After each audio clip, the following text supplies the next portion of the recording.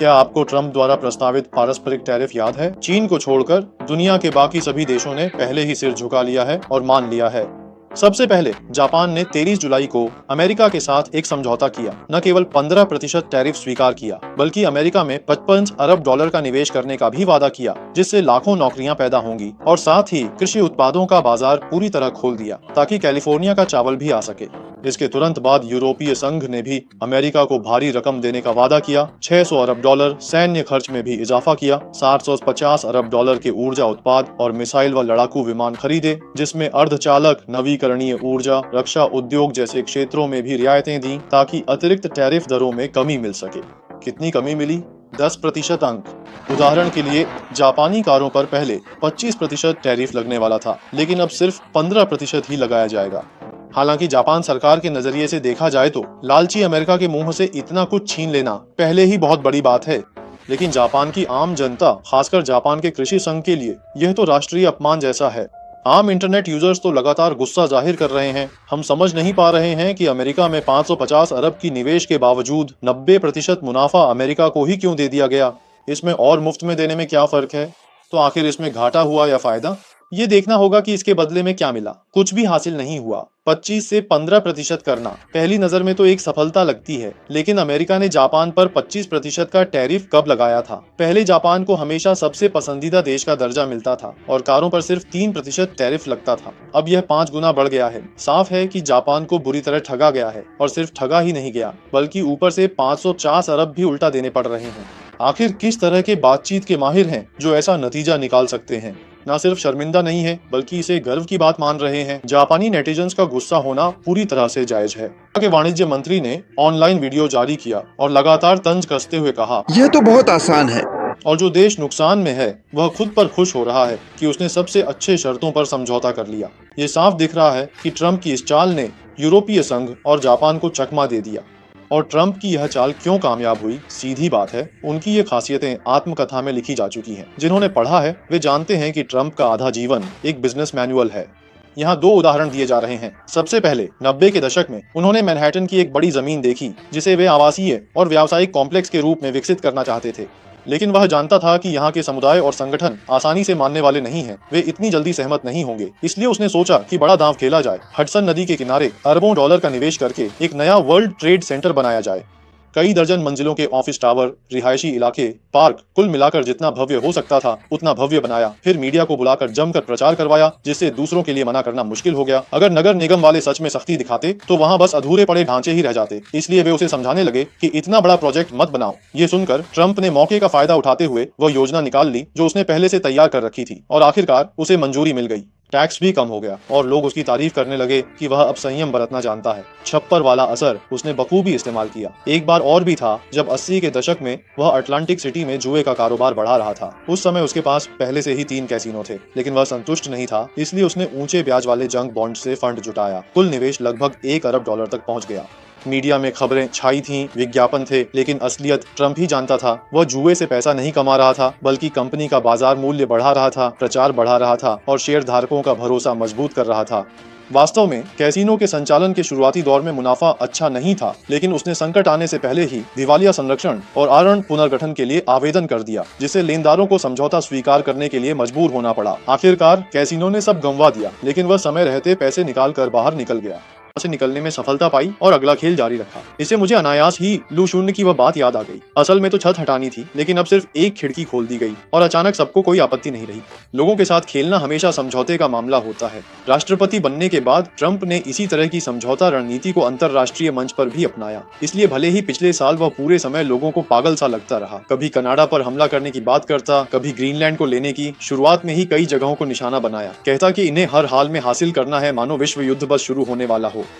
अब क्या हुआ? कोई खबर नहीं है और न ही कोई इसका जिक्र करता है। जब लोग पीछे मुड़कर सोचते हैं तो पता चलता है कि उसने शुरू से अंत तक बस कुछ ट्वीट किए, कुछ तस्वीरों पर निशान लगाए, और इससे ही पूरी दुनिया के शेयर बाजारों में हलचल मच गई। इससे न केवल यूरोपीय संघ को रक्षा खर्च बढ़ाने के लिए मजबूर किया, बल्कि अपने देश के हथियार निर्माताओं के शेयर भी ऊपर चढ़ा दिए। जब कनाडा और आसपास के देश झुक गए तो ट्रंप ने मौके का फायदा उठाकर समान शुल्क नीति लागू कर दी।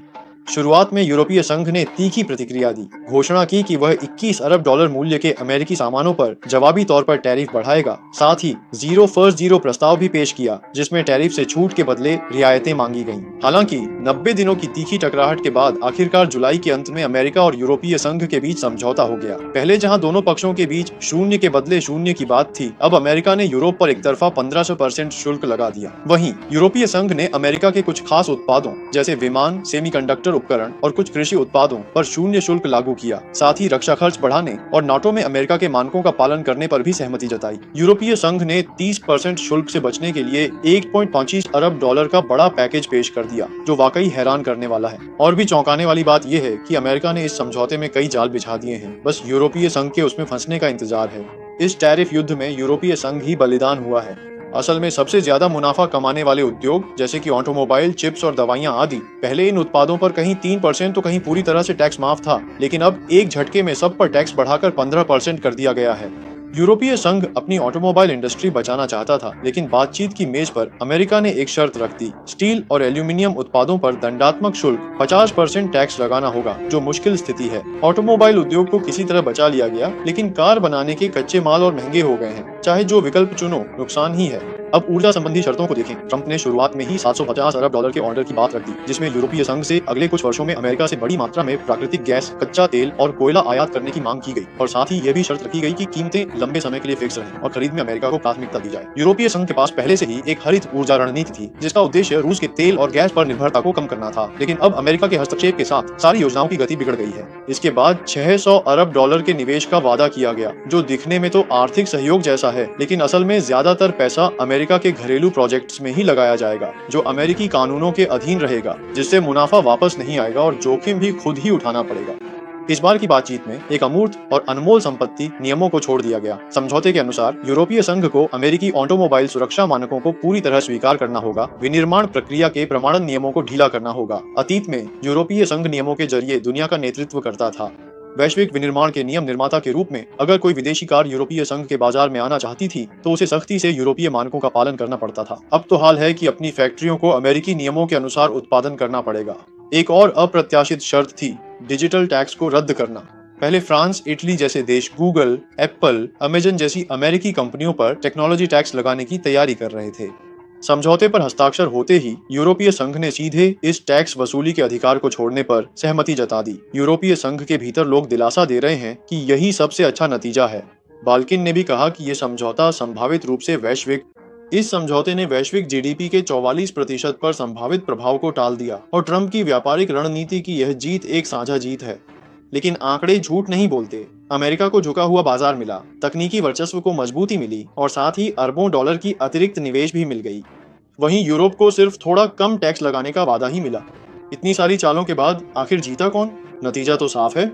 जापान और यूरोप के अलावा ब्रिटेन, फिलीपींस, इंडोनेशिया, वियतनाम जैसे देशों को भी इसी तरह के दबाव और समझौते में घसीटा गया। सबसे पहले फिलीपींस के राष्ट्रपति की बात करें, उन्हें ट्रंप ने इतना डरा दिया कि उन्होंने चीन फिलीपींस के कई आपसी सहयोग परियोजनाएं रद्द कर दी और तुरंत व्हाइट हाउस जाकर लगभग पूरा बाजार खोलने वाला एक विदेशी समझौता साइन कर लिया, जिसमें सभी अमेरिकी उत्पादों को शून्य शुल्क की विशेष छूट दी गई।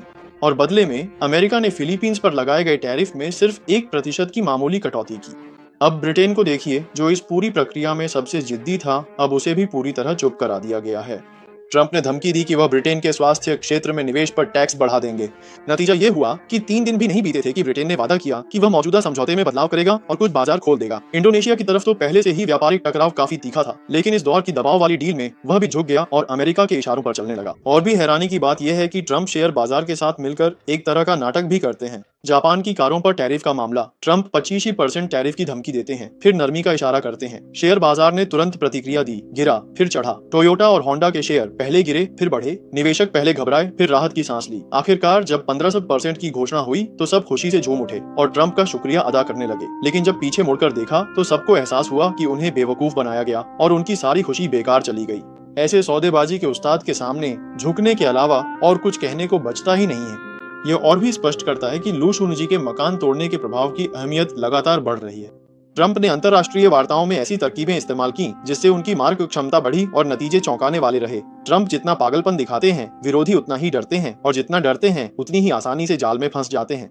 वह पहले एक ऐसा शर्त रखता है जिसे स्वीकार करना नामुमकिन हो, फिर एक कदम पीछे हटता है जिससे सामने वाले को राहत की सांस लेने का मौका मिले, और जब सामने वाला सोचता है कि अब तो सब ठीक है, तब वह एक पहले से थोड़ी हल्की शर्त पेश करता है।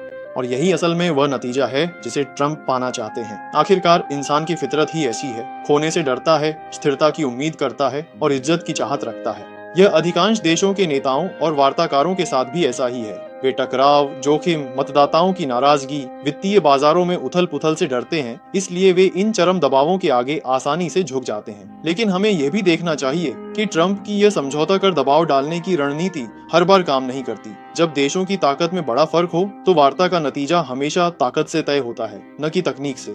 जैसे जापान ने समझौता क्यों किया? वे किस बात की परवाह करते हैं?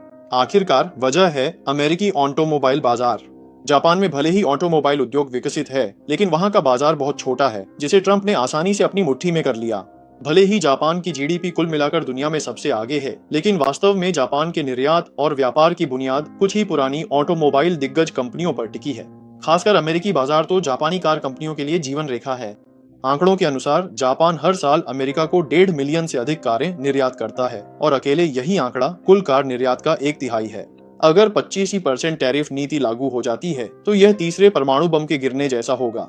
न सिर्फ कारें बिकेंगी नहीं, बल्कि देश में रोजगार भी तुरंत चरमरा जाएगा। उस समय नुकसान सिर्फ मुनाफे तक सीमित नहीं रहेगा। अपने देश के निर्माण को संरक्षण देना और आयातित कारों को नुकसान पहुंचाना, यह तो अमेरिका की दोनों पार्टियों की बुनियादी सहमति है। इसके अलावा ऑटोमोबाइल उद्योग द्वारा उत्पन्न रोजगार के कई अवसर स्विंग स्टेट से जुड़े हैं, जिससे ट्रंप के पास और भी ज्यादा राजनीतिक सौदेबाजी की ताकत आ जाती है।